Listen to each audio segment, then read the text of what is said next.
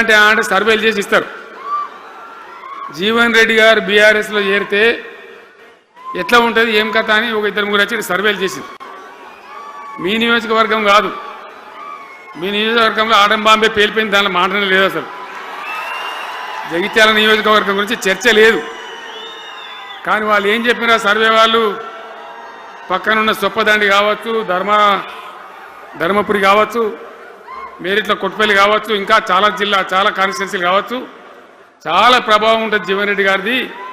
ఒక అద్భుతమైనటువంటి దీంతో రాజకీయమైన ఇది వస్తుందని చెప్పి వాళ్ళు సర్వే చేసి చెప్పినారు. అది జీవన్ రెడ్డి గారికి ఉన్నటువంటి విశిష్టత.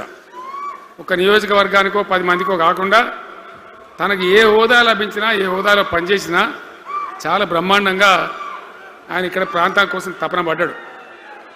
ఒక ఉదాహరణ మీకు కనపడుతుంది. పేరు ప్రతిష్ట లేని వ్యక్తులు గ్రాడ్యుయేట్స్ కాన్స్టిట్యున్సీలో ఎమ్మెల్సీగా నిలబడితే గెలవరు. ఆయన శాసనసభ్యునిగా ఇక్కడ ఓటమి చెందినా ఇమ్మీడియట్గా మళ్ళీ ఎమ్మెల్సీగా పోటీ చేస్తే ఇక్కడ ఉండబడే విజ్ఞులందరూ కూడా బ్రహ్మాండంగా గెలిపించాను. ఎందుకు వాళ్ళు ఎందుకు అంటున్నా? అట్లా కాదు కదా. ఇక్కడ నేను మొత్తుకుంటున్నా, అక్కడ నువ్వు మొత్తుకుంటున్నావు, అర్థమవుతుందా?